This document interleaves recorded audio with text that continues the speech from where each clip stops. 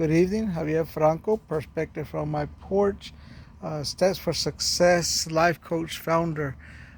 Today, what I'm going to talk about is very simple. It's probably shorter than most of the times. Uh, what positives do you have in your life? What positive behaviors do you have? As I've talked to people in the last few weeks, one of the things I've been asking is, so what positives do you have? What's positive behavior about you?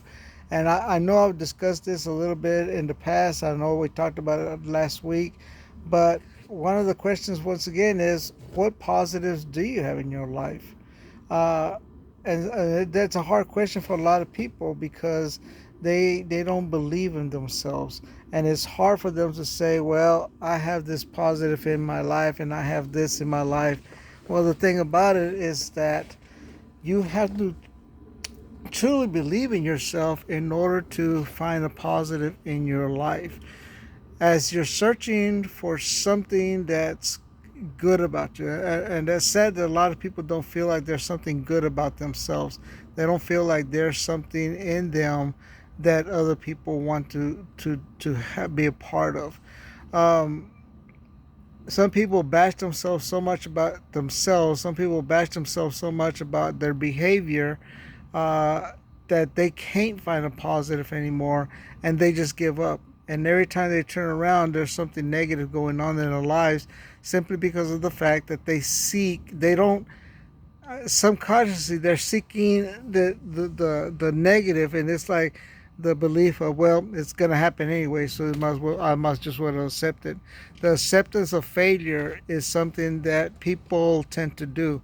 You don't have to accept failure in your life. You don't have to accept that there's problems in your life at all the time. You don't have to accept the fact that there's going to be negative at all times in your life.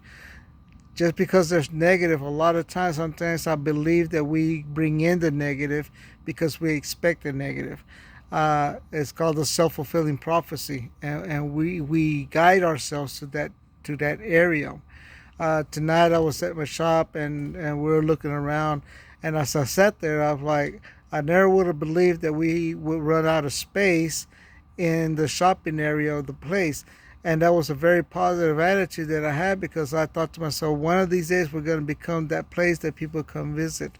And we have been blessed in the fact that people from out of town have been coming, and we've had a lot of views on the shop, and it's a positive. Now, if I would have gone in there with a belief that there was going to be failure, more than likely I would have failed. More than likely I wouldn't be where we are right now. I'm not saying that we're getting rich, but what I'm saying is that we're happy where we are.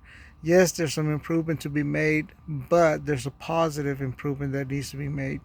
As you go through your life, as you go through your daily walk, as you go through your daily design of life in itself, look for the positive. Don't think about the negative. I think we get swayed so much into the negative that we make ourselves go to the negative side of life, that we tend to draw that negativity, and we look for the negative, not wanting to look at the positive, because we have that attitude of, oh, well, it's going to happen anyway, so I might as well just accept it. We don't have to accept that there's negative in everything. What we have to do is accept the fact that we are positive people, and that God made us to succeed, that we are to be successful. Um, be careful about the negativity. Be careful about the attitude of, I'm gonna fail anyway. Why does this always happen to me? Why does this always?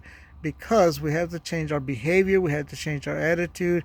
We have to change our circle of friends.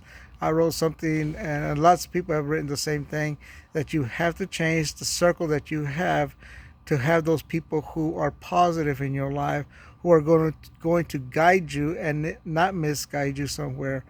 Why would I want to follow somebody who's always failing and never succeeded in anything?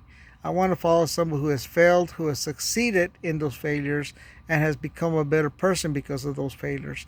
I want to follow somebody who has learned from the mistakes.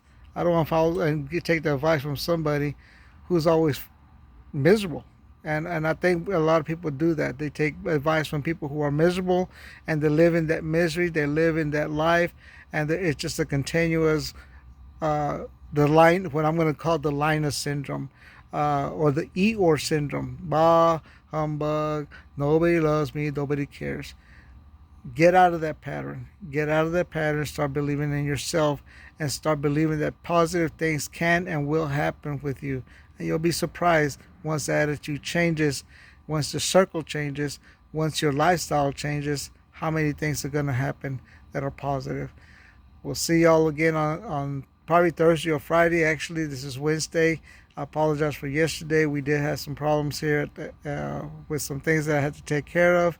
So love yourself more than anybody else, and I'll see you later. Goodbye.